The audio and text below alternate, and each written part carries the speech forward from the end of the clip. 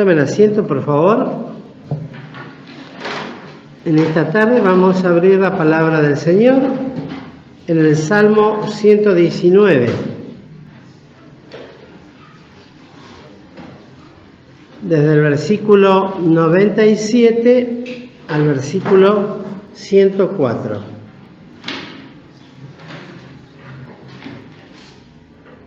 Dice así la palabra del Señor. Cuánto amo yo tu ley, todo el día es ella mi meditación. Me has hecho más sabio que mis enemigos con tus mandamientos, porque me son eternos. Más que todos mis enseñadores he entendido, porque tus testimonios son mi meditación. Más que los viejos he entendido, porque he guardado tus mandamientos. De todo mal camino contuve mis pies, para guardar tu palabra. No me aparté de tus juicios, porque tú me enseñaste.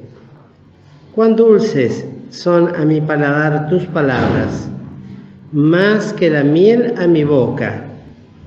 De tus mandamientos he adquirido inteligencia. Por tanto, he aborrecido todo camino de mentira.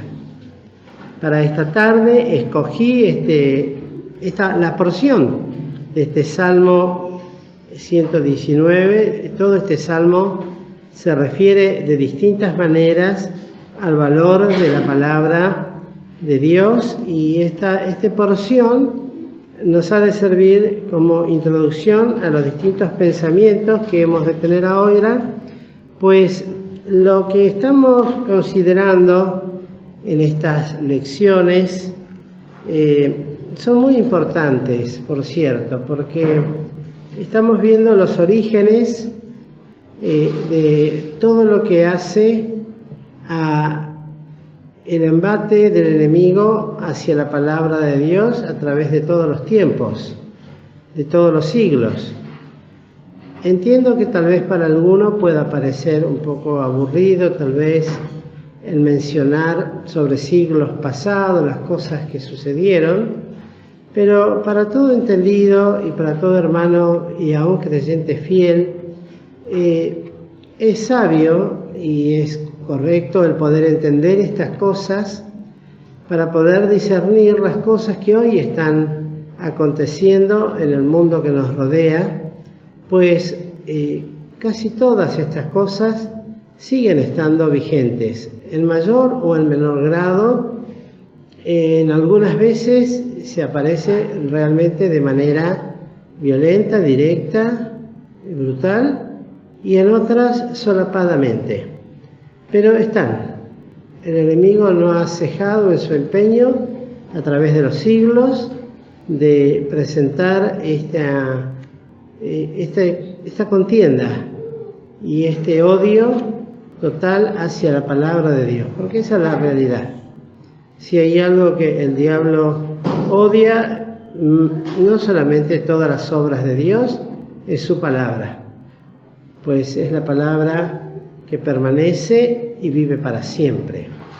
Y es la palabra que, como decía aquí el sabio que escribió este salmo, hace sabio, más sabio que los grandes, que los ancianos, que todo aquel enseñador.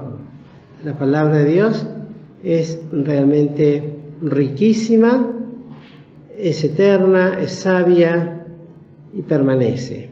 Y contra eso permanentemente las puertas del infierno atentan contra todo lo que la palabra de Dios es. El otro día nuestro hermano Enrique en la escuela dominical mencionaba algo con respecto a lo que se hablaba en Estados Unidos, de que están queriendo prohibir el Nuevo Testamento. Justamente, aunque algunos lo niegan, dicen que no, que eso no es posible, porque Estados Unidos fue fundada sobre los argumentos de la palabra de Dios, según dicen ellos. No obstante, no sería nada raro que todo esto, porque está todo movido por movimientos de carácter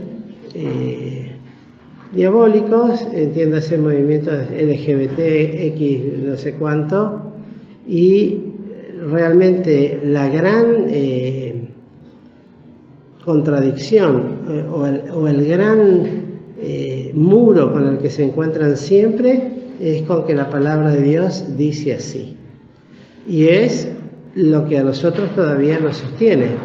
Frente a cualquier argumento, bueno, la Biblia dice esto, y se termina para nosotros cualquier tipo de argumento que vaya en contra de la palabra de Dios. Por lo tanto, yo les ruego que tengan la paciencia de poder escuchar. El que quiere anotar, anote.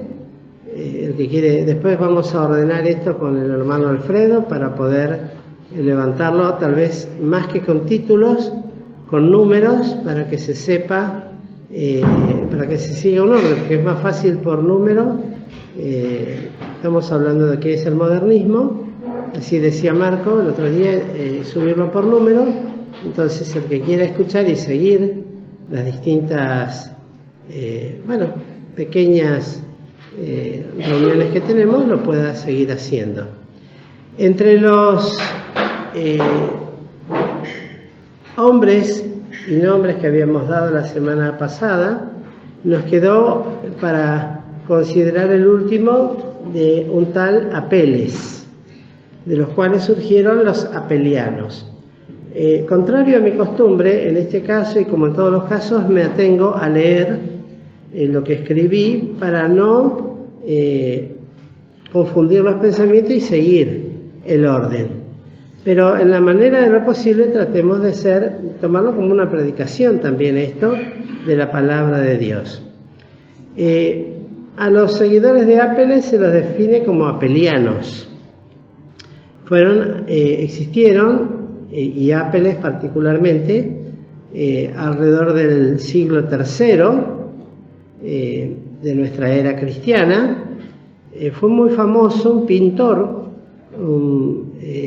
que también era un libre pensador, y como en aquella época los artistas también eran escuchados hasta el día de hoy como grandes pensadores. Por eso yo les decía el otro día que a veces llaman a conferenciar o a hablar aún sobre la religión a gente que no tiene nada que ver sobre la religión y vierten sus pensamientos de acuerdo de dónde hayan tomado su información o la educación que hayan tenido. Bueno, este Apeles tomó tanto de los gnósticos, que ya hemos hablado de ellos, como de los marcionistas, y también de los, habíamos dicho Marción, y de los cerdonitas, de Cerdón, sus pensamientos, pero siempre recuerden que esto, si bien tienen características generales muy parecidas,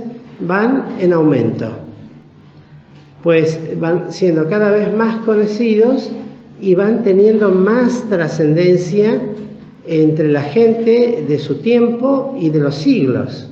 Miren ustedes, trasciende su era y los siglos. En tiempos tal vez se diluyeron un poquito, otros tal vez volvieron a sus raíces, algunas iglesias. No podemos decir que absolutamente todas las iglesias fueron totalmente torcidas, algunas volvieron, especialmente las que tenían el pensamiento de Marción. Las iglesias marcionistas volvieron otra vez a sus raíces fieles, pero la gran mayoría siguió avanzando en este proceso de maldad y de contradicción contra la palabra de Dios. Este Apeles decía y afirmaba, y estos son escritos antiguos, traducidos por historiadores de la Iglesia, que decía, particularmente en la Biblia, hay cosas que son de pura invención. Ese era su argumento. Mentiras. Otras, por el contrario, proceden de lo que se denominaba en aquel entonces, me llamó la atención este nombre, lo busqué, demiurgo. así se pronuncia. ¿Y qué era esto? Era en la filosofía platónica aquella divinidad que crea y armoniza el universo. Para los gnósticos, el alma universal, principio activo del mundo. Tal era entonces lo que él sostenía. Se hizo famoso y célebre por esta aserción, que todo ser humano puede salvarse en todos los partidos religiosos con tal que crea en Cristo y que practiquen buenas obras. Presten atención, recuerden que estamos hablando de modernistas, racionalistas dialécticos. Puede parecer a un indocto que, bueno, está hablando de que creer en Cristo no está mal. Es lo que nosotros enseñamos y predicamos. Pero ahora vamos a ver de qué forma él que creía en Cristo y enseñaba. En principio, negaban la engendración virginal, absolutamente, como todos los anteriores. Negaban, los apelianos, la engendración virginal. Aunque mantenían, miren ustedes esto, lo que es la dialéctica, ¿no? Que Jesucristo era hijo de Dios y del Espíritu Santo, que es verdad, fue engendrado. Efectivamente, encarnado en un cuerpo humano. Pero, ese es un adversativo, por el contrario, no en la Virgen María, sino que según Apeles, o Apeles, no sé cómo se nombrará, el Señor fue engendrado por los 4 elementos. ¿Cuáles son los 4 elementos? Exacto, la tierra, el agua, el fuego y el aire. Y algunos inclusive le agregan el 5.º elemento. ¿Cuál es el 5.º elemento?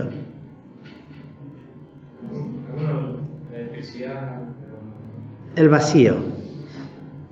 Ese es el 5.º elemento. Que fue engendrado por eso. Eso fue lo que el Señor tomó para ser formado y que tales elementos son los principios fundamentales del universo. Recuerden la filosofía que tenía, que la divinidad que crea y armoniza el universo es el alma universal, principio activo del mundo. Los 4 elementos están desde siempre. Y que Cristo tomó parte de cada uno de ellos, pero que devolvió al volver al cielo. Que devuelve todo al volver al cielo. No sé a qué cielo se referirán o que creerán estos apelianos, pero así se lo define. Rechazaban la autoridad del Antiguo Testamento. La rechazaban absolutamente. Sostenían que los profetas estaban plagados de errores y contradicciones, por lo tanto no lo aceptaban. ¿Se acuerdan que hablamos ya hace unos martes atrás de que había otros grupos también que sostenían tales cosas? Y este Apeles escribió personalmente un tratado para probar la falsedad de los escritos de Moisés. Tal era el pensamiento de él. Los errores de todos estos heresiarcas, ¿qué quiere decir heresiarcas? Fundador de una herejía. ¿Qué es una herejía?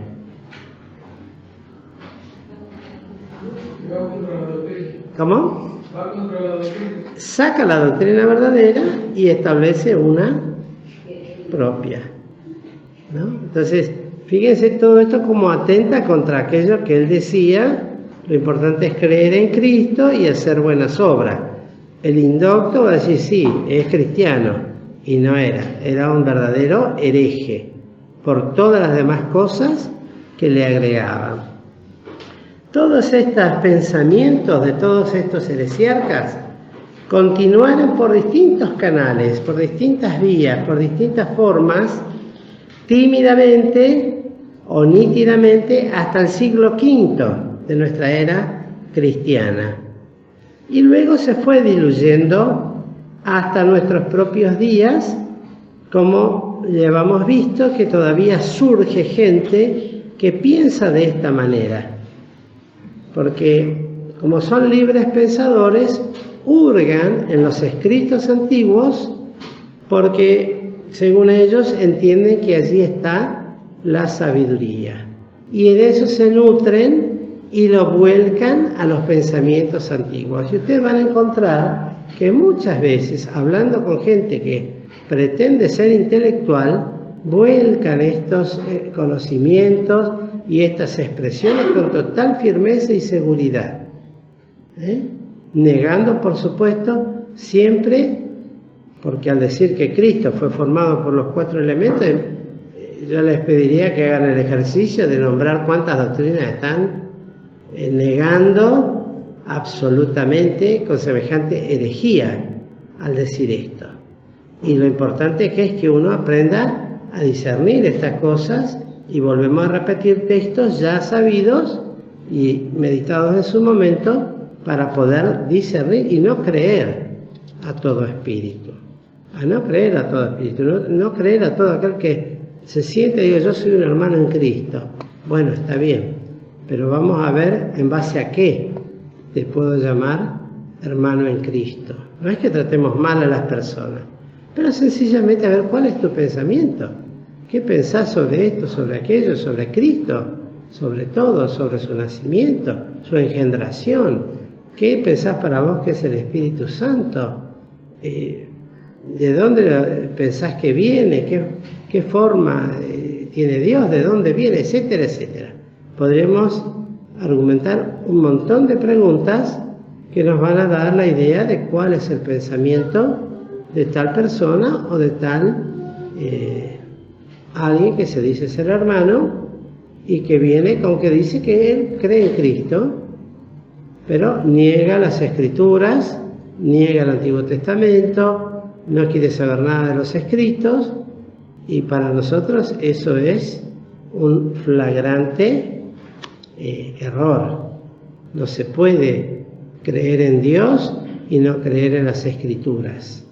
No se puede creer en el Señor Jesucristo y negar las Escrituras, o afirmar las Escrituras y negar al Señor Jesucristo y todo lo que la Escritura nos va relatando. O tomar una parte sí y una no de la Escritura. Exactamente, eso es parte de la herejía también. Por ejemplo, y esto perdónenme, pero algunos dicen, bueno, para mí el único texto que vale es San Juan 3:16. Todo lo demás de la Biblia no tiene sentido. Eso es una herejía. San Juan 3:16, podríamos decir, algunos lo denominan el corazón de la Biblia. Pero ¿y todo lo demás? ¿Qué es? ¿Quién lo inspiró? ¿Quién lo reveló?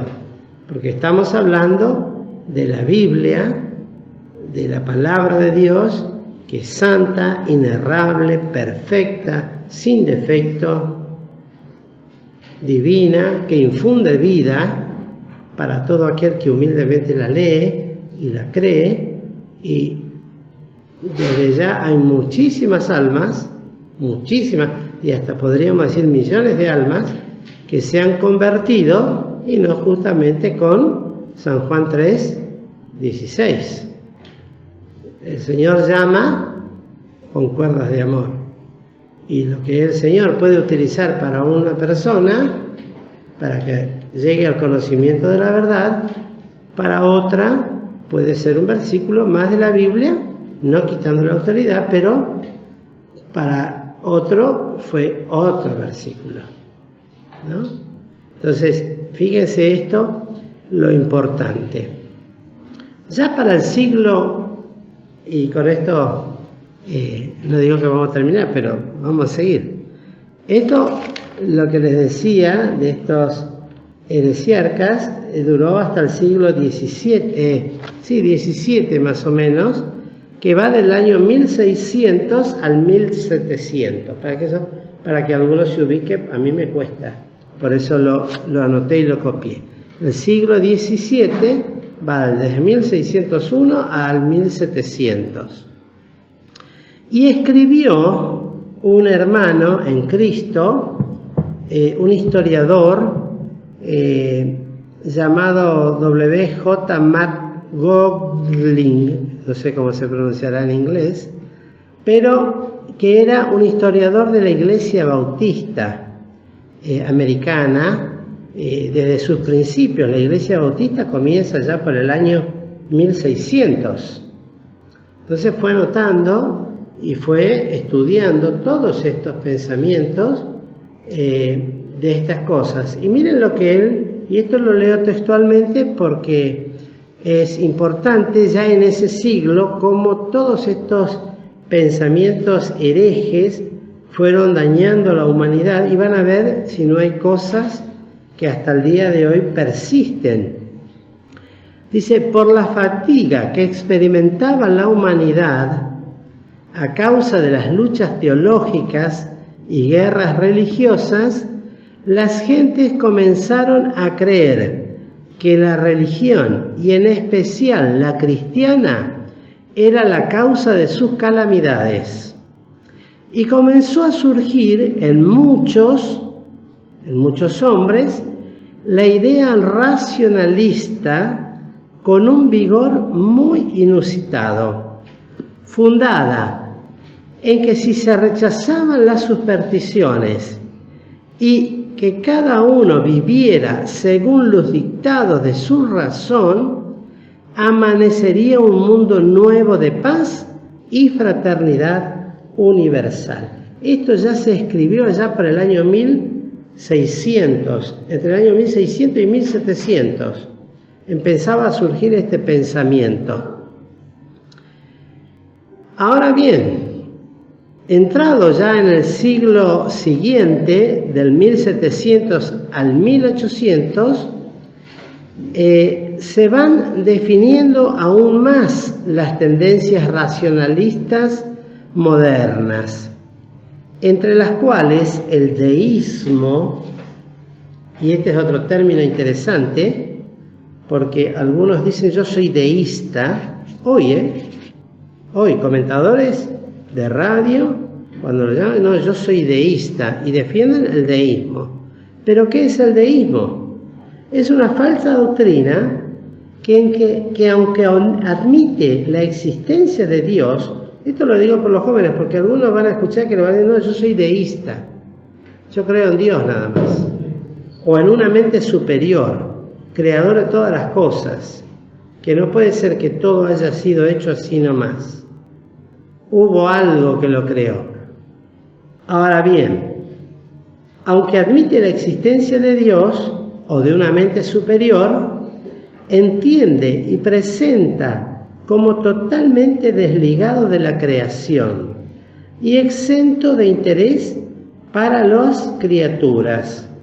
Niega toda clase de revelación. O sea, uno habla con un deísta y dice, sí, pero vos decís eso porque tenés la enseñanza cristiana. No, ni el Cristo de los cristianos, ni el Dios de los cristianos, ni el Jehová del judaísmo. Hay una mente superior. Yo soy deísta, hay alguien que creó todas las cosas. Por eso hay que tener cuidado, porque uno dice, no, pero él es deísta, cree en Dios. Pero hay muchos dioses, y en este caso es este Dios. Bueno, este pensamiento fue encabezado muy principalmente por hombres muy ilustres que escribieron, y podemos mencionar dos, un tal Tomás Paine se escribe, y un tal ateo, Voltaire, que cuando uno lee los escritos, aunque afirma de Cristo y de la Biblia, inclusive hizo escritos ridiculizando la Biblia y a Cristo, y eran principalmente libertarios. Lo que hoy escuchamos, que es un término conocido, eran libertarios. En el orden secular, estos pensadores lograron para decir verdad, algunos éxitos desde el punto de vista secular humano. Pero el tema fue cuando llevaron esas cosas a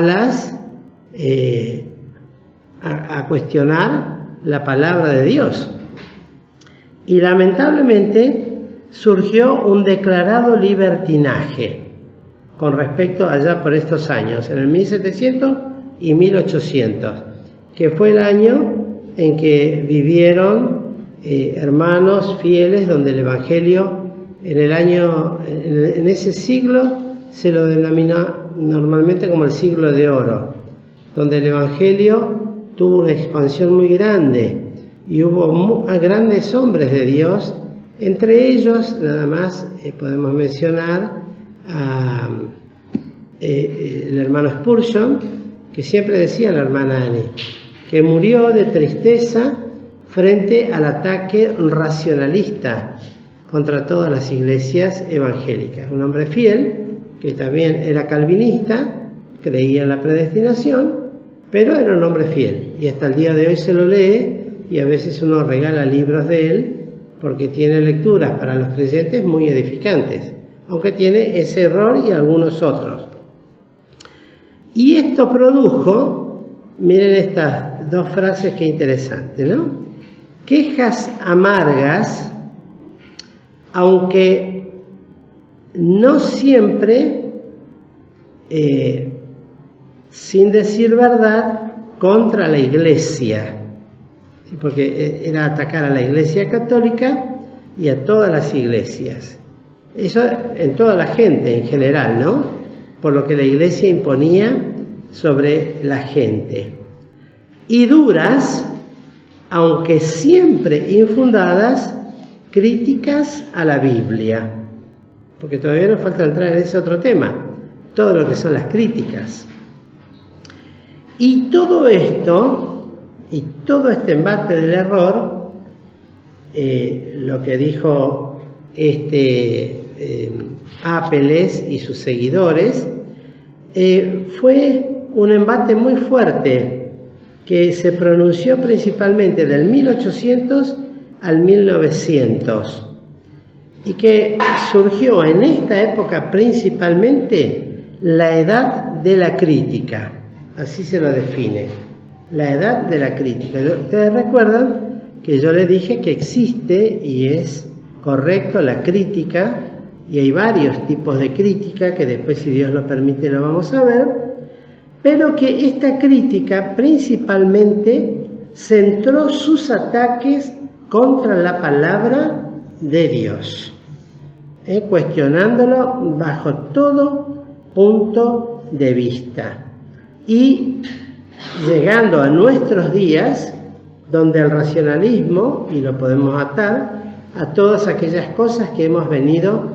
diciendo desde el principio. Todo este es el proceso que siguió este pensamiento racionalista en sus distintas ramas, ya sea religioso, habíamos dicho racionalismo, aparte del religioso, materialista, y racionalismo liberal o libre pensamiento. Todo esto atenta contra la palabra de Dios, y eso lo tenemos que conocer. Tiene que ser también motivo en nosotros para estar interiorizado de estas cosas. Yo sé que esto no lo van a recordar, yo no lo voy a recordar inmediatamente, pero es bueno saber dónde buscar información. Siempre me acuerdo que el hermano Carlos Andenora en la escuela bíblica, cuando daba lección de historia de la iglesia, él decía esto, como así les dije yo ahora, no se van a acordar de estas cosas, pero sí van a saber dónde buscar, en qué escritos buscar, dónde buscar información correcta. Y esto es bueno, porque recordemos siempre, me hizo pensar en el pensamiento que tuvo nuestro hermano el domingo con respecto a esta palabra que mora en vosotros. Qué peligro, ¿no? si nuestro hermano tuviera otro pensamiento. Porque si uno sigue todo el consejo de Dios y todo lo que Dios habla, en Dios no puede haber pecado, no hay pecado. De todo eso uno lo tiene que aprender a discernir. Estos tuercen las Escrituras, extraen textos y ese texto lo utilizaría para decir también, en nosotros mora esto también, como creyentes. Y aunque mora en la carne, pero aplicándolo también al Espíritu. Hoy estaba hablando con mi esposa y, por ejemplo, la palabra codicia, ¿es buena o mala? Es mala. Y sin embargo, el salmista decía, codicia y aún ardientemente desea mi alma los atrios de Jehová. Y el Señor decía, en gran manera he deseado comer con vosotros. Y en Gálatas dice, el espíritu dice contra la carne contra el derecho. Claro, o sea, hay palabras que sí, hay que buscar, pero hay que tener todo el consejo de Dios y principios fundamentales claros, inequívocos, porque cualquier duda que pueda surgir en nuestro corazón puede traernos un equívoco o predicar incorrectamente algo sobre la palabra de Dios. Que el Señor pues nos bendiga, queridos hermanos.